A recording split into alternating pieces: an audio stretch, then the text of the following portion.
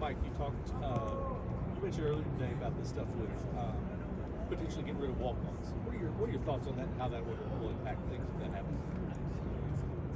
You know, that's going to be tied into roster management numbers. So there's a lot of discussion about what those numbers will be. And from what I understand, it's tied into this settlement that's supposed to start a year from now. In that, if we go to 125 players, 115 players, you would essentially have 85 players that would have been on scholarship, and then the additional 30 will be on scholarship. But it would still meet the same criteria as a walk-on, except they're going to be on scholarship. Now, people have asked over the last 4 or 5 months of what I would want roster management numbers to be, or I guess roster limit numbers, I should say. And I don't think it should be less than 115, because I think then there's some risk with injury with players, with not as many players for practice. But I think the most important thing is that it's equal in all of college football. So if the other conference, we shouldn't have one conference have 130, 120, 110, and 115. Well, then it's not the same. So it should be equal across the board.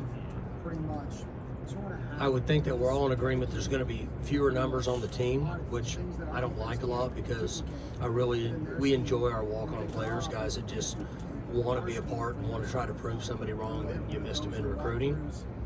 And they love Oklahoma State football. But they're going to dwindle those numbers down.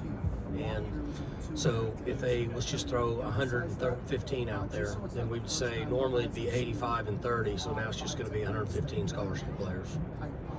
Like a few of the Big 12 schools have said that they're going to be like full participation with the money, the house part of the revenue share.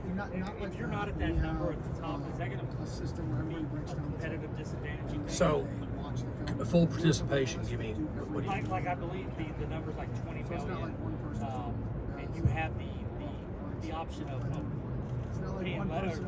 Oh, I see what you're saying. You're talking about distributed with certain sports? That will go just as an athletic department as a whole. So, you know, if it's 22 million for the if it's 22 million, you need to distribute 22 million. Right, but I'm saying if you're not one of the schools that's going to be a full, the whole thing. If you're not going to go all in and say we're going to be one of the schools that does the maximum, does that hurt? You think? So I think, again, I'm a long ways away from being an attorney or understanding the legal terms of it, but I think what they're saying is at this point, if she signs off on this, as it stands, you'll have $2 million a year that'll be back for the lawsuit, and then you'll have to take $20 million, whether you like it or not, and distribute it amongst the athletic department players is what they're going to have to do, from what I understand. I think the two decisions there'll be a lot of decisions to make, but two of them will be, one, how's Title IX going to play into this? And then two is, what will your ability be to go and get actual outside NIL income to raise those numbers even higher? Those will be the two things that will be different amongst the programs across the country. Mike, what do you think about the helmet communication, the sideline tablets now being part of college football? So the sideline tablets, I think will be an easy transition. I think the helmet communication will be really interesting in how people use it. Our level is much different than the NFL, because the NFL huddles up. They use helmet communication. In most cases, they get to the line of scrimmage and then the communication's gone. Well, that's not going to be the way it is in college football. In college football, there'll be helmet communication to a player, and then that communication line will still be open until 15 seconds before the ball is snapped, which schools like us and some other schools would be standing at the line of scrimmage for 15 or 20 seconds after the play's called, and there could be communication between the coaches and the quarterbacks.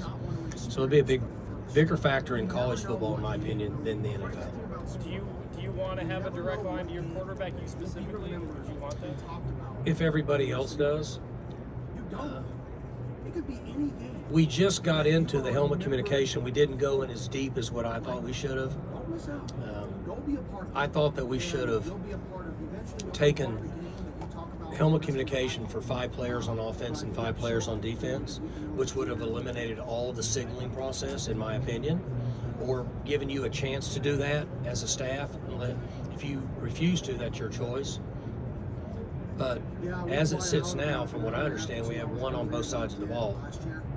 So that's not going to really change signals coming in from the sideline. But we might evolve to over the next year or two, and I hope that we do, to eliminate what we've gone through the last few years with the talk about people illegally stealing signals. Is there one or two things on defense this year that you think, hey, if we're better at this, we're going to be all right? We have to minimize giving up big plays, and we have to tackle better. We tackled okay in the middle of the season. We tackled pretty good in the latter part. The early part of the season, we didn't tackle good, and that was my fault because we didn't practice physical enough. And I knew better than that, but I was concerned about injuries.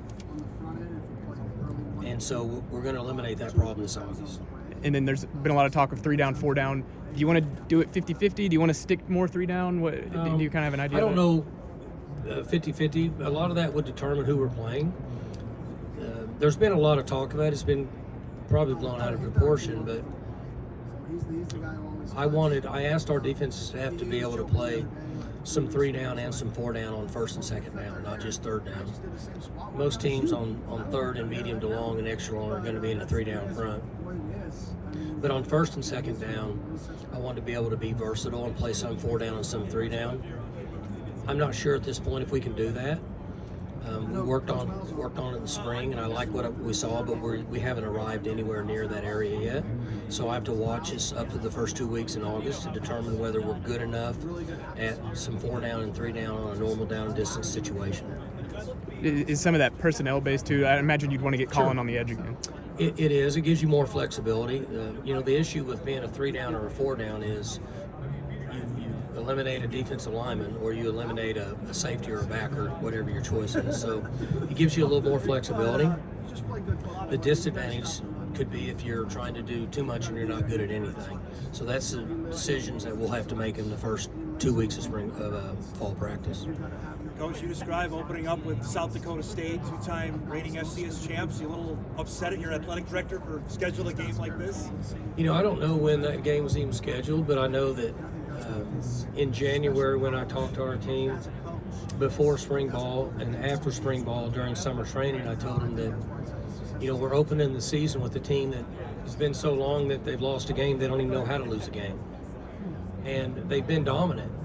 So when they've been in their playoff stretch last year, their games weren't even close. And they have good players, they have good systems, they're very well coached, and they know how to win. Those are pretty key ingredients in long-term success. Whether they're at our level or whatever level it is below us, they're a team that people better pay attention to, and that better be our guys. And I think we understand and respect that. What's the challenge in getting up for an FCS team to start where it's not a Big 12 opponent? Well, the good news is just what you said. They haven't lost a game in about 2.5 years. So our players understand who they are. That helped us. If they would have lost in the playoffs last year and gone 13-1, and the year before been 13-1, maybe we wouldn't have been able to get them to understand the importance of this game. But because they've been so dominant and they've watched it. See, they play after we play, and so I'm sure our guys watched them play. I mean, I watched them at home, and so their success should help our players understand and have respect for the team that we're playing. Plus, we played a team last year that was at a level supposed to be lower to us, and they beat our ass. So, all you got to do is turn around and watch that game. How good's their quarterback? He's a good player. They got good players, and he can run and make plays. He can throw it and make plays. And when he's supposed to throw it, he can run it and take off and make plays. And he's an experienced guy. He knows what he's doing. He's a good player. How comfortable are you with your defensive secondary at this point? I'm comfortable with most every position that we have. They have to, again, come on. Coach has got to do a good job of getting ready to play, all the things that are coach talk that are true. But we don't really have a position on our team that I'm not comfortable with based on as many players as we have returning. Paige talked about the big plays. Really I think that's a big pass. Really precise. People always forget is we have so many more players offseason looking at film, 220 players. With the same, the last guy. We had our eyes in the wrong place, and it cost us in crucial times. That there's a lot of plays in a football game. You got about 75 to 80 on offense for both teams, and then you have about 28 to 35 on special teams. But in most cases, there'll be 8 or 10 plays in that game that determine the game. The statistics and the analytics side of that is crazy.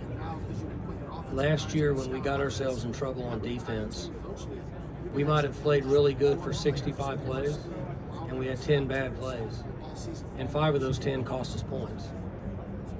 And those are the things that we need to move away from this fall. Mike, you've added 3 transfers since the last time we talked to you, 2 receivers and running back. Any early impressions of those guys, or have you even really seen them much yet? They've done a really good job in off-season. The other players speak very highly of them. The strength coaches speak very highly of them. And during the June training, our coaches really liked them. I saw very little of them. We don't video the summer workouts, so I haven't seen any of that. I did see a little bit of it, but the majority of my time was spent in administrative meetings trying to raise money over those months. But I do know that our people feel really good about those guys. They feel like the wideouts can help us in games, and that running back gives us a big dominant force that can help offset with Sese and with Ollie. Speaking of money, you had staff-wide raises, $100,000 for Rob Glass and Casey Dunn. Was that something you were pushing for? Was it just money that came available? How'd that come about? Well, there's never enough money available for those guys, but Rob Glass is the premier strength coach in all of college football, and so he needs to be compensated for that. He spends more time with them than us. He spends more time with them than the coordinators. So they're all on vacation right now. He's not. He's with them. He's the best in the country at what he does, and that's why he's compensated for it. As we progress into this new league, our salary pool for what would be our 10 guys, which now has gone away because there's no limit, but the guys that would be on the road recruiting, I guess is the best way to term that now with the new rules. We need that pool, coordinators with position coaches together, to be in the highest in the league, up near the highest in the league, in my opinion, if we want to compete at a high level. So we try to continue to do that, to take good care of the people who have been loyal to the football program. And it's important to me, selfishly, to reward loyalty and to not make people feel like they need to take other jobs for compensation, when if they stay here and they're loyal to our program, that we reward them for that. How'd you like Kendall Daniels' position change in the spring? We've moved him up some and we back him up some. He'll still play in the middle of the field some, but we played him down some in the bowl game.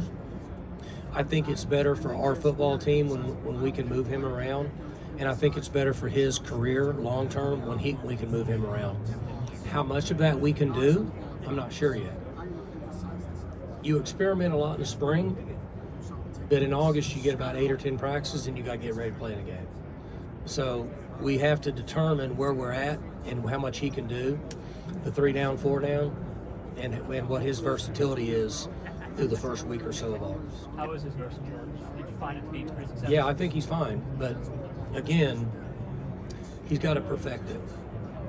So defense is all about being in the right place at the right time, and those guys working together to build a wall and can't be out of position. So I feel good about where he's at.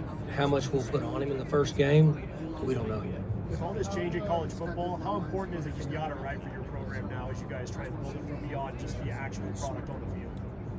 Yeah, there's so much in college football now that's going into a different world. So I have a pretty good feel for the part of college football that I've done for 35 years, 20 as a head coach. I'm comfortable with the way we operate, but the business side of it is new to me. And so I've spent the last 5-6 months in more business and numbers meetings and meetings that don't make any sense to me than I have in my career as a head coach, but I have to do that based on the times are changing. So we've been lucky that we're able to hire Kenyatta and make him the director of business and finance, which is essentially a front office for an NFL. So he'll develop a staff. They'll handle all the financial side of this with the players, communication with agents, runners, representatives, PR people, salaries, how long those salaries will be, months, 6 months, a year, 2 years, whatever it may be. Brand, name, image, likeness. We could take football and make it a separate entity. I think that's the direction it's all going. So we're going to have a business side of Oklahoma State football that will handle and work daily to put ourselves in a position to move forward. Because if you sit back right now, it's like what the commissioner says, if we sit back and watch, we're going to get run over. And it's the same thing with us at Oklahoma State University. If we're not being innovative and doing research and trying to find out what's out there, how to handle this side of it, we're going to get left behind. Because it's just not a matter of revenue sharing, taking revenue and spreading it out. That's not the way it works. It's a much bigger picture. Kenyatta's got great experience with this. He's 7 years in the NFL. He was very involved and highly respected in the NFL's Player Association. And essentially what we're doing now is exactly what they're doing. We just haven't got there, but we're heading that direction. So it's important that we have him, and he works directly with me every day. And he can take all that off my plate. Are you a fan of the college football playoff format where the 4 teams get a bye? Is that too much of an advantage for, I guess, a conference champion? Also, do you worry about how many teams from the Big 12 will actually make the college football playoff? I'm not worried about teams from the Big 12 making it. I have confidence that we'll have teams that'll make it. If a conference champion gets a bye, I'm okay with that, because there should be a reward for winning your conference championship. That's my opinion. Now, to predetermine buys before we start the season, to me is crazy. Why would we predetermine a team a team from a certain league to get a bye before the season even starts? Why we need to play the games to do that? So that's crazy in my opinion. And if those particular teams are the best teams, they don't need a bye. They're going to be fine. So there needs to be equality. It needs to be equal in the way it's set up. And then play it out. See, our level of college football is really the only sport pretty much in the world that doesn't have a playoff system. So what about If you think about it, right? What other sport doesn't have a playoff system? But you're talking about 16 teams all in one category now. You're not playing every time. So You talking about the Big 12? Yeah. That's correct. Yeah, and I'm talking about fighting for a conference championship. You may have 4 teams that beat so-and-so, but then You're they right. get beat, and it's just like, from a fan's perspective, it gets a little dicey when you get into a weird tiebreaker situation. It does, but those tiebreaker situations are already somewhat in effect a little bit in other leagues, and what you're saying is correct, but we've been able to work through it, and in my opinion, we've had a very, very high percentage of the time where the best team in the league got named the conference champion. Now, it's not perfect, okay? But because there's more teams going in, we're a 12 team now, is that what it is? Playoff. Yeah, it's going to grow because there's so much money sitting there that they're going to eventually grow it. When they do, they'll have ways for getting what somebody thinks are the best teams in there. And I will agree with you that it's not perfect, but I think that if you think about this, you might agree with me. It'll be better than if we just had 4. Because I always felt like there could be team 5 or 6 that might have won it, but I don't know if the team 13 or 14 would have. So I feel like by getting 12 teams in there, it gives us a better chance to get to the ultimate goal, which is the national champion. You and Coach Whittingham have been compared due to the length of your tenures. Utah named a coach in waiting, essentially. Whenever it is your time to retire, do you want to say and who comes after you, or you just kind of want to leave that up to whoever? He's older than me. He's 62. Not saying it's going to be anytime soon. Just Is he 64? He said 64. Is that right? Yeah, Somebody he needs to said. Google that. He said 64. Really? Yeah. I think he forgot how old he is. He must have been in the debate a couple of weeks ago. Yeah. He and I have never really crossed paths much because the West Coast League was different than us. And so I spent some time with him in Phoenix, and we had a good talk. And he asked me, he said, how much longer are you going to do it? And I said, I don't know. I mean, I can't pay my Amazon bills, so my wife has to speak now. I know I can't quit. And I said, well, how much longer are you going to do it? And he goes, I don't know. But I saw where they had done that, and obviously they have good reason for it. I didn't read it, but I saw where he did it. It might have been something that he wanted. I probably should have asked him this morning. I asked him why he shaved. Should have asked him why they should have named a coach in waiting. But if I'm fortunate enough to be in a situation to say Oklahoma State football is in great shape, and this is somebody that I would recommend for this to be the head coach here, it would make me comfortable. I would like that and appreciate it because I have a lot of years and a lot of service at this place. And I would like to see it get better and better and better, and when I'm gone, even better. I want to be able to go and sit in the suite and enjoy watching the game and be proud of a sold-out stadium and a premier team on the field that has a chance to win every Saturday. That's what I would look forward to at some point. Now, when that would happen, probably going to be a long time based on I feel good and unless they run me off. But it's a good question. I never thought about it.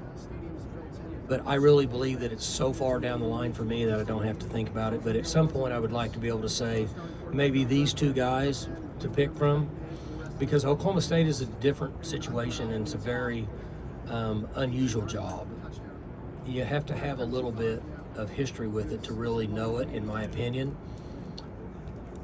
But recruiting's going to change because recruiting's not recruiting anymore. Recruiting's going to be able to distribute money the right way to get the right players. So that part's going to change. But anyway, I hadn't thought much about that. I guess that's the end of our time with Coach. We've got to